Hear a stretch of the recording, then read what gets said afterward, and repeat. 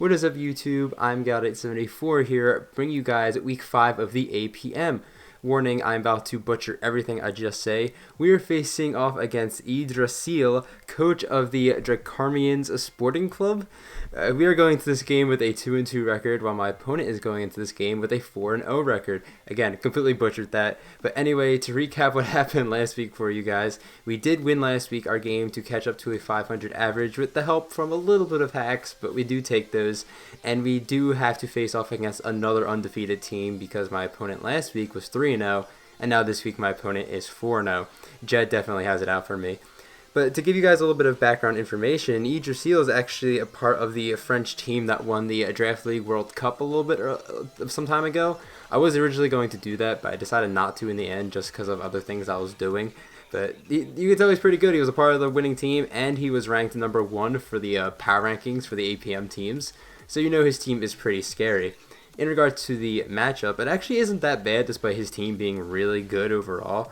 Again, it's like a 50-50. I can win, he can win. It just depends on how we play and how we prep overall. You guys know I haven't really been prepping great with this team, so I don't really feel the greatest going into it, but it is possible that we can win.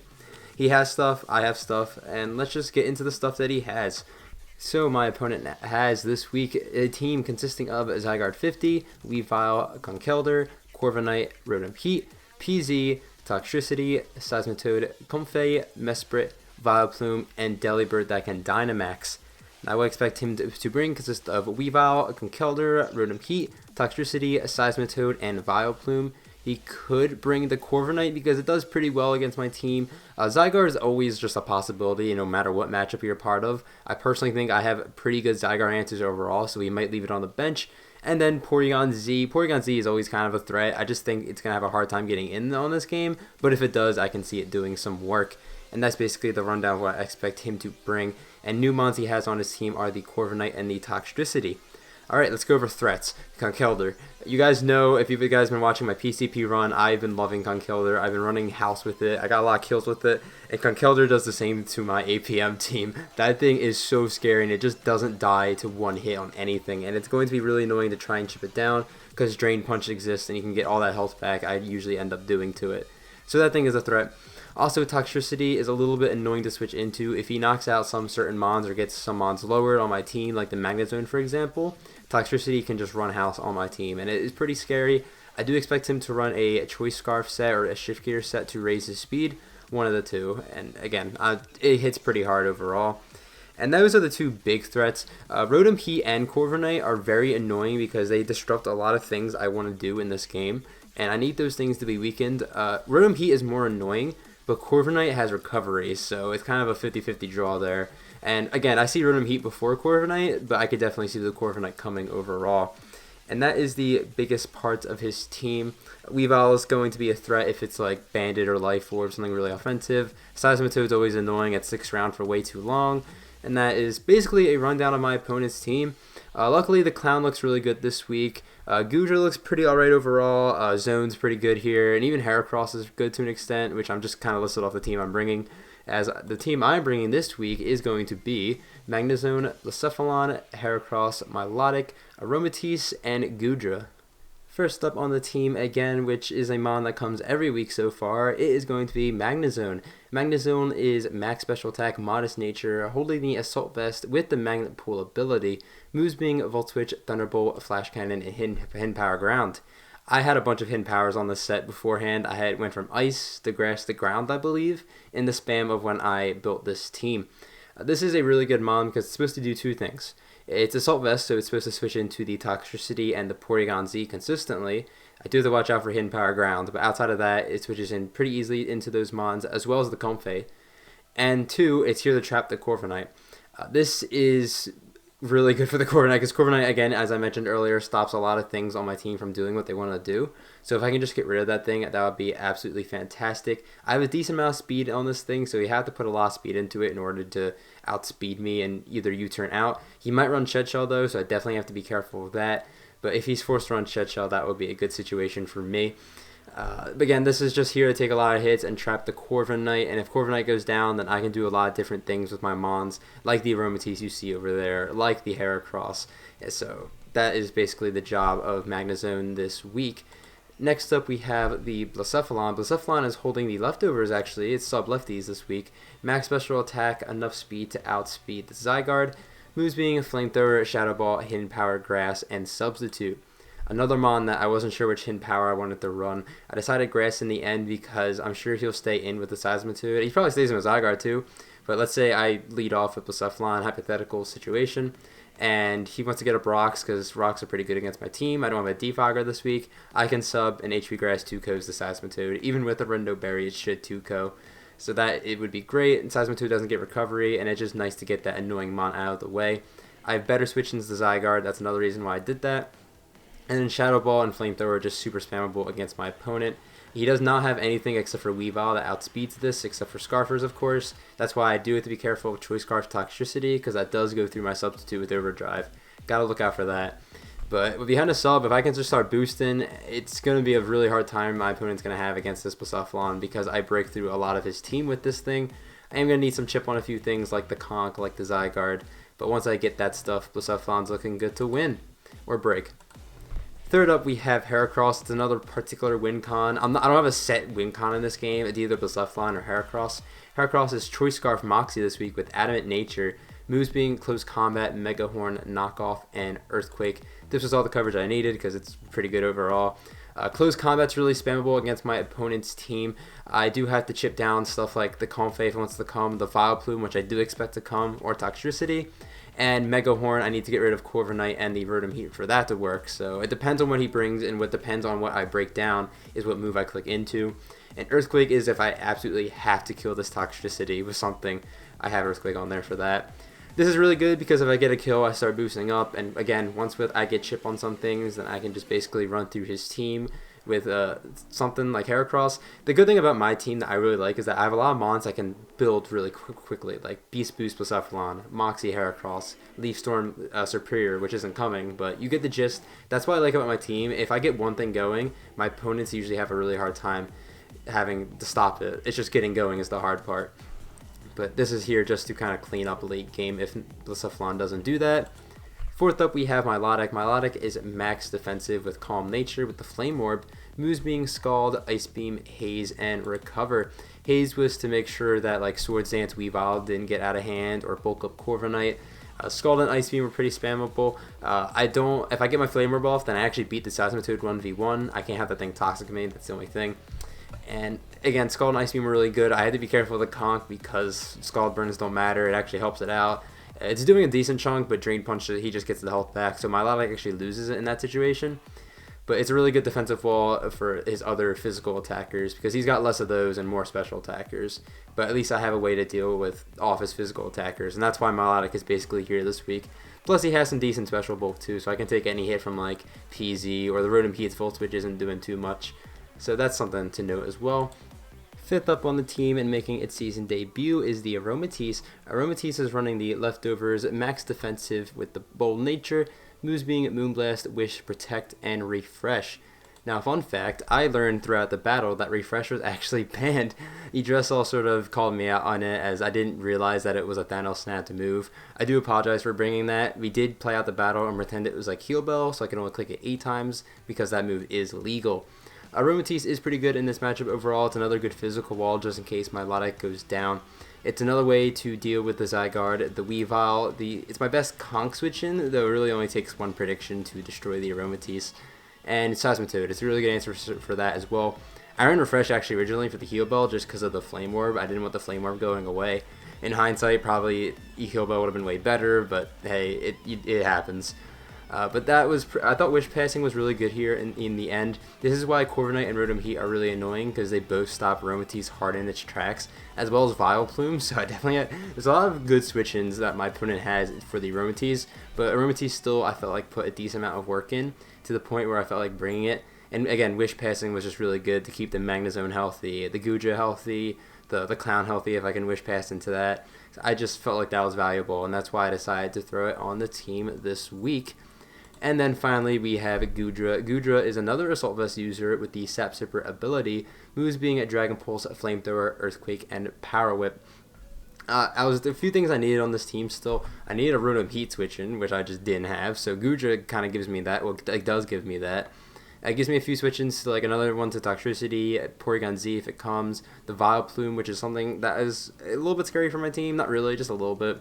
And Guja's coverage moves allows me just to touch everything for something, and I felt like that was really good. Power Whip was for the Seismitoad, Flamethrower was for a few different things, a Dragon Pulse for the Zygarde, and just stab coverage in general. I felt like I could use Guja pretty early in this matchup and just get some damage on everything, so I could have something like the Clown, like Heracross, clean up a little bit later, and have some good chip on those Mons. And that's kind of my game plan, is to use Guja early and then use either the Clown or Heracross late, depending on the situation, and then use my other Mons just to break down his team. That is the rundown of my team I'm running this week. No Guts Heracross, so it's not hitting as hard. I'm a little skeptical about that, but I felt like the Scarf was really nice. The Clown's pretty good here, and then I always look forward to using Magnezone because it's such a cool Mon. But we're going to head over to Pokemon Showdown, and we're going to watch the battle. Alright, we are here on Pokemon Showdown, and my opponent did not bring the Zygarde. I sort of expected that. He did bring the Porygon Z, and he does have the Toxtricity, so I do have to look out for those two threats. In regards to lead, I am going to lead off with Guja. I do want to use Guja pretty early to just damage something, because it looks like it can hit everything pretty hard. And I don't see him switching into Weavile or having Weavile as a lead. He leads off with Toxtricity, that's fine, as he just hard switches out into Vileplume. I just go for Earthquake, and I just want to learn some information here, as I learned that this Vileplume is not completely defensive. I mean, it's got like max HP, but it's not like max bold. So I want to keep that in the back of my mind. He does scout for my fire move, which I do have.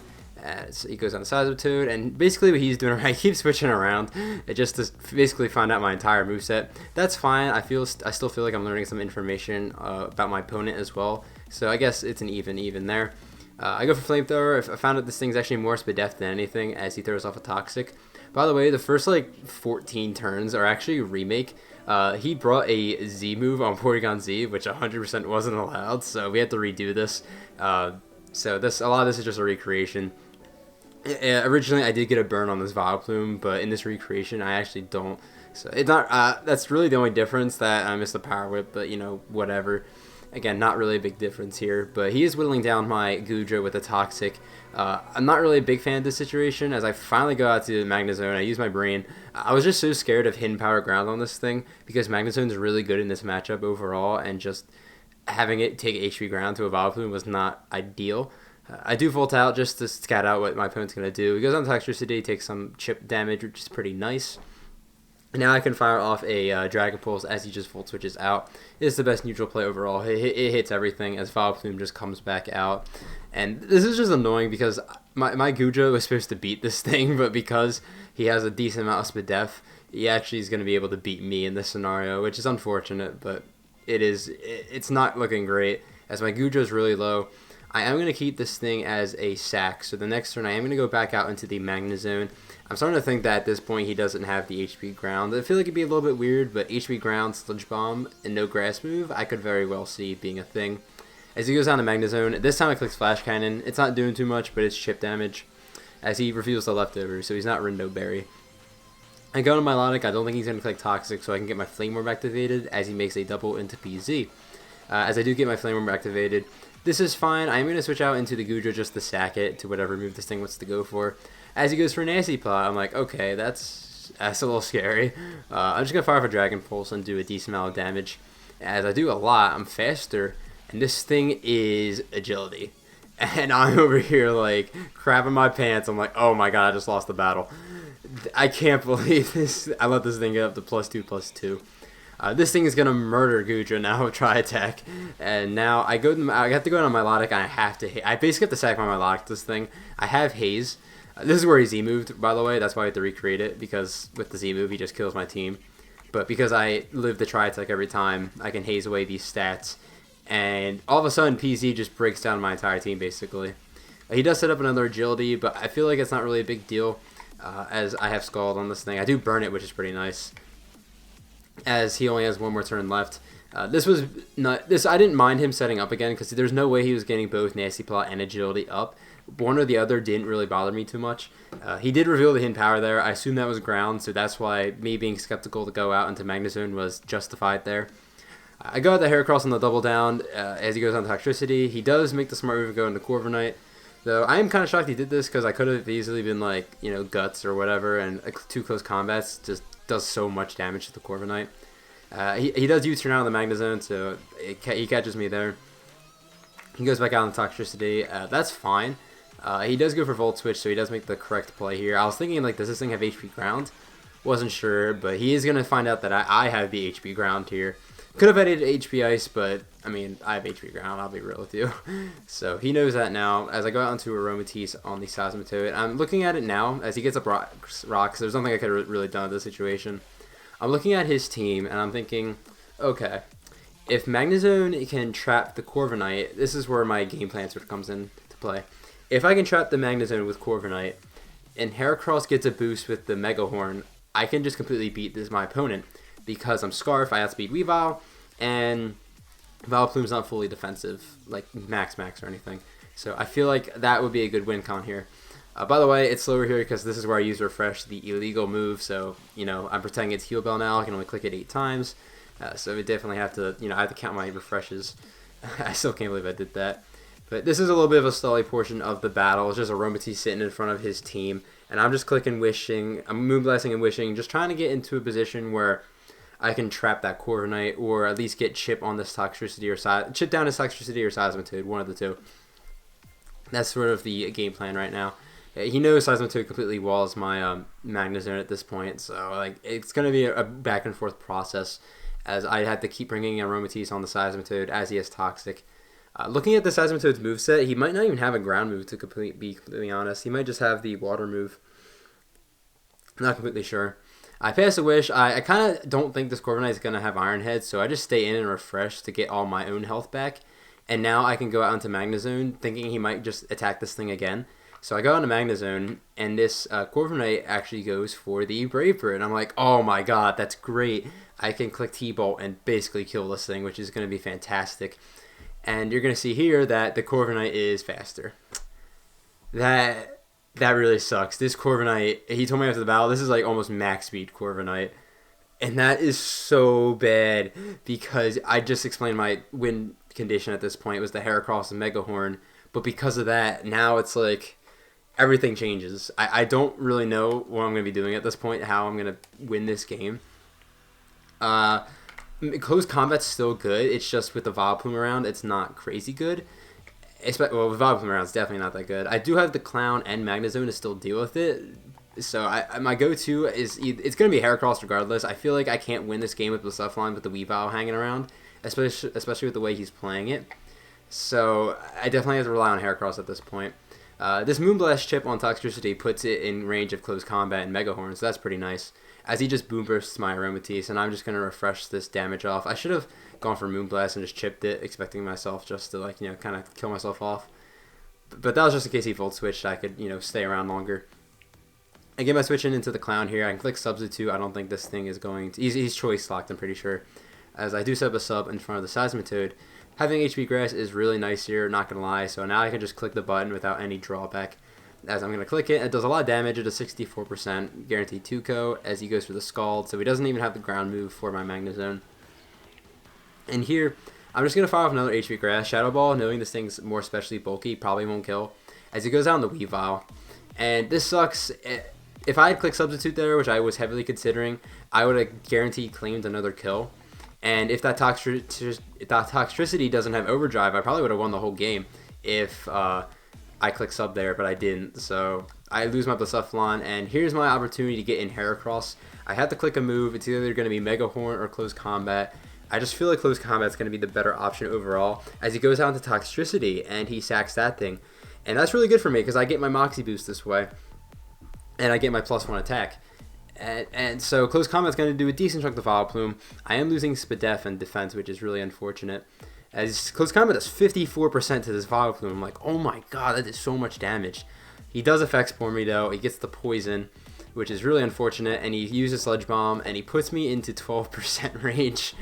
At this point, the game didn't really matter, because all I needed was the damage from Sludge Bomb, because Weavile has Ice Shard. So the game was guaranteed over at this point. It was just, if he didn't put me in that range, I guarantee he got another differential point, basically. So that kind of sucks in that regard, but it is what it is. The game was over regardless. We are, spoilers, going to lose the game. I am going to speed this up a little bit just because he switches around the zone a bit just to knock me out. Again, his team doesn't really appreciate zone too much, but at this point, it's a little too much, especially because knockoff Weavile just knocks me out. He just can't hard switch into it. So spoilers, we are going to lose, and I'll let you guys know we are going to lose 4-0 to Yggdrasil. I'm totally butchering that name. And we are going to drop to a 2-3 record. He gets the burn there. I get a few SPDF drops here, but it's not going to matter. And again, your Northside Noiverns are going to move down to a 2-3 record as he knocks me out with the knockoff. So GG to my opponent. Oddly enough, my losses this season have been very brutal. You guys have seen it on the channel firsthand. They were pretty bad losses. And even though this one wasn't that great, I actually had a really fun time during this battle. Obviously, I always have fun playing Pokemon, but some losses are just like, oh, whatever, I kind of want the game to be over. This game had a really fun game overall, so, you know, I'm just happy about that. My opponent had some great prep, and he had a game plan. He stuck to it, something that I always like respect and appreciate. So it was really fun. GG to my guy. I'm not going to attempt to say his name again because it's just insanely hard. But GG. It was a really fun battle. We are going to move down to a 2-3 record, and we have -10 differential. So our differential is absolute garbage right now. Hopefully we can try and pick it back up next week. By the way, we did make a transaction. I did drop my Milotic and I did pick up Cloyster. Cloyster is really good. It gives me some hazards which I need. It gives me a spinner which I need. The recovery on my team is also already pretty good, so losing my Milotic wasn't the biggest deal in the entire world. The only downside I see from this is that I lose some special bulk, but I still have a decent amount of special users, and I've got some good AV users as well. So I didn't see it as the biggest loss in the entire world. Plus, Cloyster puts on a lot more offensive pressure, so hopefully I can start to put in the work with that Mon. But that is basically it for this week's video. Next week is a big week, guys. Our Week 6 opponent is none other than the Atlanta Aerodactyls, Coach Love. If you guys don't know who Love is, he is the APM Season 2 champion. He won last season against, who did he win? Oh yeah, he beat us. He beat us in the Season 2 finals, and a pretty fun match. It is on YouTube if you guys want to go check that out. And this is the rematch I've been wanting. I'm 0-2 against Love so far, and hopefully we can beat him in this game and try and get some revenge against him. He has a very similar playstyle in all his leagues usually. He likes to run Regenerator a lot, and of course he has like Tangrowth and Tornadus in this league, so we definitely have to go up against that next week. And he also has Cinderace. If you guys have been watching PTL, I have Cinderace. I love it. It's been putting in work, and you guys know how much it does, so I have to go up against that next week. So I hope you guys are looking forward to that. I'm looking very forward to that. But that is going to basically wrap it up for the video. Thank you guys for watching so much. If you enjoyed the video, please leave a like. If you like Pokemon Draft League content, consider subscribing to the channel. I'm going to head out of here. Have a fantastic day, YouTube.